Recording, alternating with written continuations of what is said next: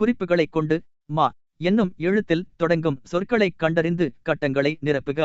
1. முக்கணிகளுள் 1. 2. கதிரவன் மறையும் நேரம். 3. பெருந்திரளான மக்கள் கூடும் நிகழ்வு. 4. எழுத்துக்களை ஒலிக்க ஆகும் கால அளவு. 5. அளவில் பெரிய நகரம். நிற்க அதற்கு தக. என் பொறுப்புகள்: 1. கடல் மற்றும் கடற்கரையின் தூய்மை காப்பேன். 2. சுற்றுச்சூழலுக்கு தீங்கு தராத பொருள்களையே பயன்படுத்துவேன். கலைச்சொல் அறிவோம். கலங்கரை விளக்கம் லாய்ட் சார்ல்ஸ். பெருங்கடல் ஒசர்ன். கப்பல் தொழில்நுட்பம் மரீன் டெக்னாலஜி. கடல்வாழ் உயிரினம் மரீன் கிரீச்சர். நீர்மூழ்கி கப்பல் சப்மரீன். துறைமுகம் ஹார்பர். புயல் ஸ்டோர்ம். மாலுமி சேலர். நங்கூரம் ஐங்கர். கப்பல் தளம் ஷிப்யார்ட். இணையத்தில் காண்க. 1. இந்திய கப்பற்படையில் உள்ள போர்க்கப்பல்கள் பற்றிய செய்திகளை இணையத்தின் மூலம் திரட்டுக. 2. கப்பலை குறிக்கும் வேறு பெயர்களை இணையம் மூலம் திரட்டுக. இயல் 5. ஓதுவது மொழியேல். கற்றல் நோக்கங்கள்: கல்வியே அனைத்திற்கும் அடிப்படை என்பதனை உணர்தல்.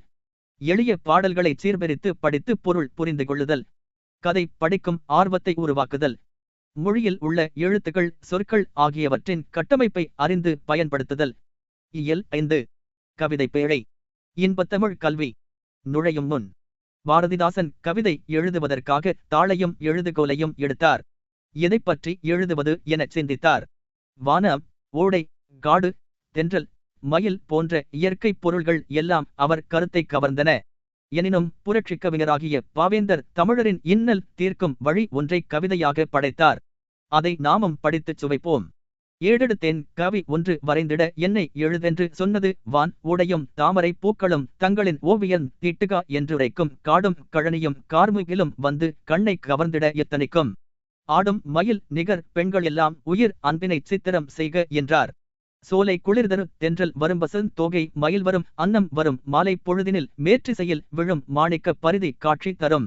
வேலை சுமந்திடும் வீரரின் தோள் உயர் வெற்பென்று சொல்லி வரைக என்னும் கோலங்கள் யாவும் மலை மலையாய் வந்து கூவின என்னை. இவற்றிடையே இன்னலிலே தமிழ் நாட்டினிலேயுள்ள என் தமிழ் மக்கள் துயின்றிருந்தார் அன்னதோர் காட்சி இரக்கமுண்டாக்கியின் ஆவியில் வந்து கலந்ததுவே. இன்பத் தமிழ் கல்வி யாவரும் கற்றவர் என்றுரைக்கும் நிலை எய்திவிட்டால் துன்பங்கள் நீங்கும் சுகம் வரும் நெஞ்சினில் தூய்மை உண்டாகிடும் வீரம் வரும். பாரதிதாசன்.